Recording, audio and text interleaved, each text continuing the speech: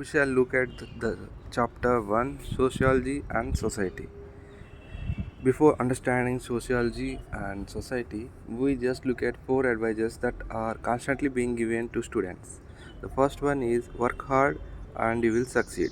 The second will be why choose this subject over the others which have better prospects in job market. And the third being as a girl or as a boy you should not have opted for this subject and you should have opted for the other subject which better suits your gender. And the fourth being given your family's economical or other sociological backgrounds you should have chosen some other subject. Now we shall look at the contradictions between one advice with the another. The first one being study well and you will succeed. If this is true, be your gender a boy or a girl or a transgender, whatever, you should have succeeded or you will succeed in any case. And the second one being this subject over other given the economic prospects. If you study well and you succeed anyway, there is no other constant that should stop you from succeeding.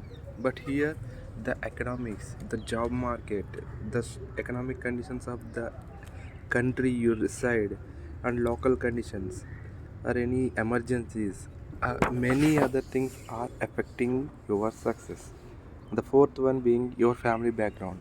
So you cannot choose something which doesn't give you success with respect to your family background. That is, you shouldn't choose a subject which will take you longer time.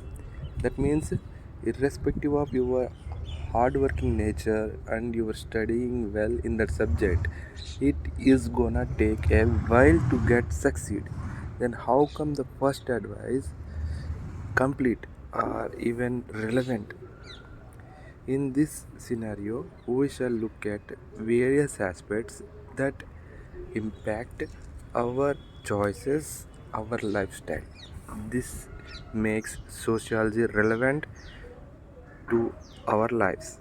And one may counter me saying that the job or the subject you choose should meet the needs of the economy. But here again, we have to consider the fact that the needs of the economy are determined by economic and political policies pursued by governments. And here it is very important step because these policies itself are determined by the votes, vote bank politics, which are again determined by the society which we live in. And this society defines a good job and a bad job in their own terms. And now we look at this society. What does this society mean? Is this the society to which individual belong to? Even if it does, what does that mean? Is it immediate neighborhood, or is this the community, caste, tribe, or is it even a professional circle to which your parents belong to? Given the societies are unequal, which society do you belong to? Comment in the comment section. Now we shall look at the sociological imagination, that is the personal problem and the public issue. Over the years,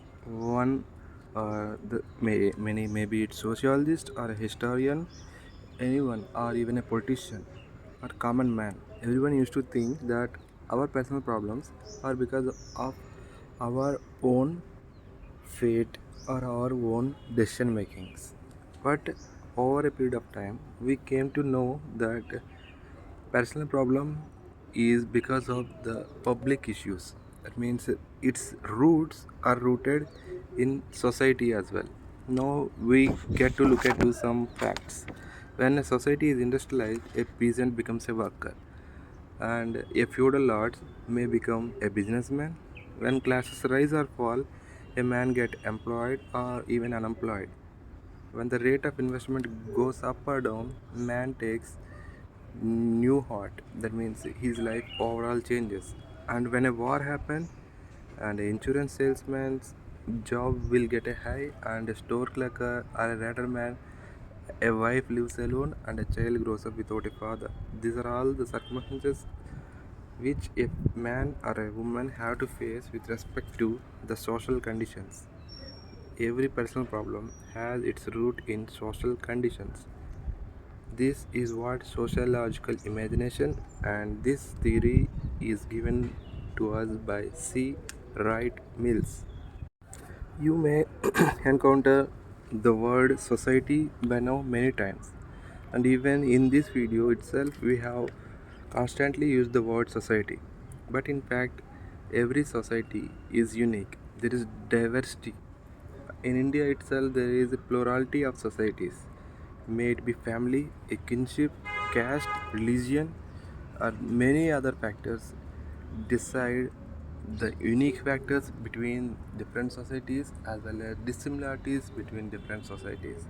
And these inequalities reflect in the lives of the people that belong to that society as well, and these have its repercussions in economic well-being of the families that reside in that society, and which will bring to the major problem of hunger that is killing the world.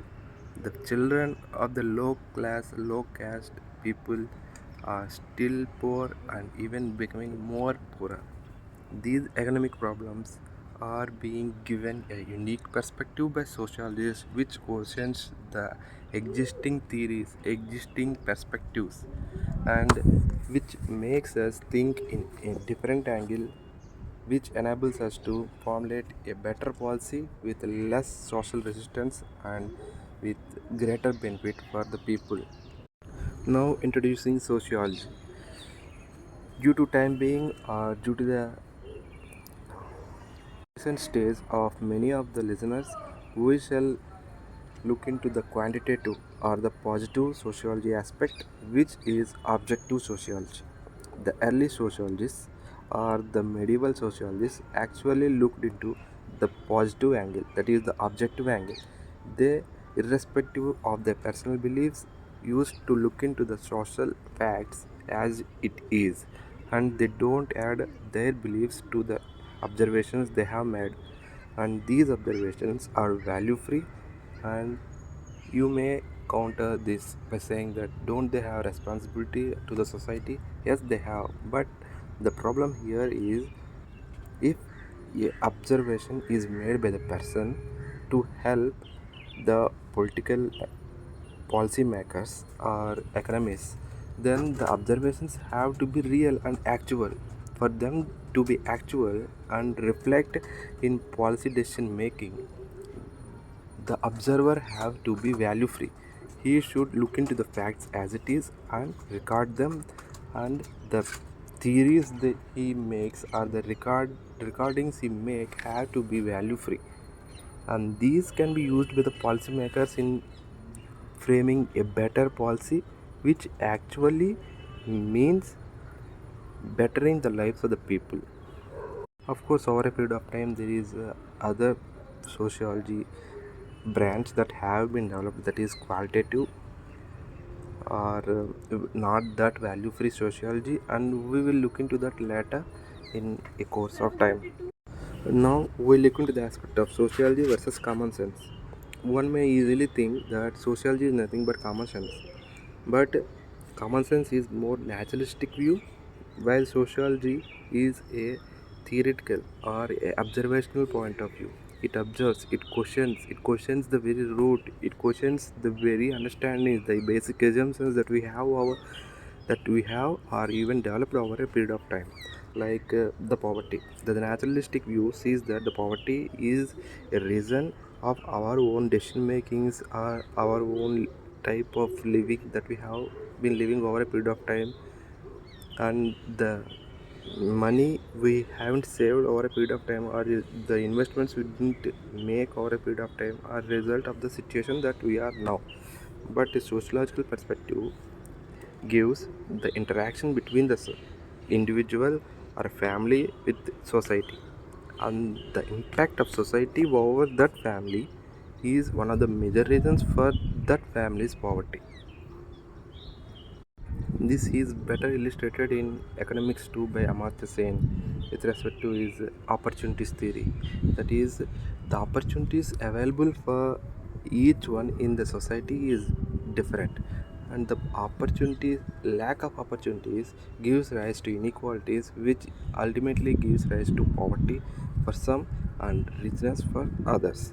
Is the basic rule we have to understand. And here I would even add that the richer or the one who earns should actually do more donations or voluntarily give or help poor, because the opportunities which we get, we don't even know that we are taking these opportunities from others.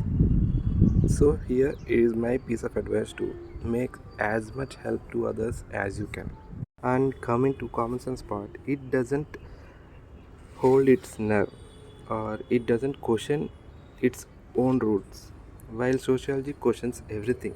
Even the earlier sociologists would be questioned by the present sociologists. This you can see with respect to Weber questioning Marx, or even modifying the Marxian theory, even continuing most of his basic postulates. This is the beauty of sociology. Now we get into look into the most controversial part. See, the early Western sociologists used to think that the science and the knowledge is the solution. As we have already said that the poverty is due to sociological reasons. The solution is the way you think. It is the scientific and rational thinking, and the knowledge, innovations, technology is the solution part. But there is a problem that is inculcated in here. There in the West, the pre modern societies used to have a traditional thinking which is full of superstitions. And so, to counter that, these postulates have been made which are correct.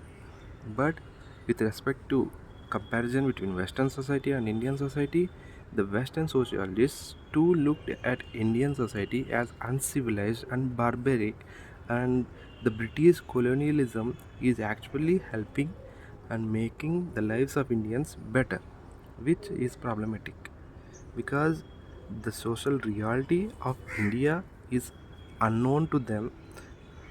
Despite they not knowing this fact, they are making assumptions, and to be frank, they are making observations which are not true at all. So the bottom line is they are thinking that this uncivilized Indian civilization has to be civilized, and for this British colonialism or Christian missionaries, they are helping in making this barbaric civilization into civilized civilization. That's what the Western socialists thought.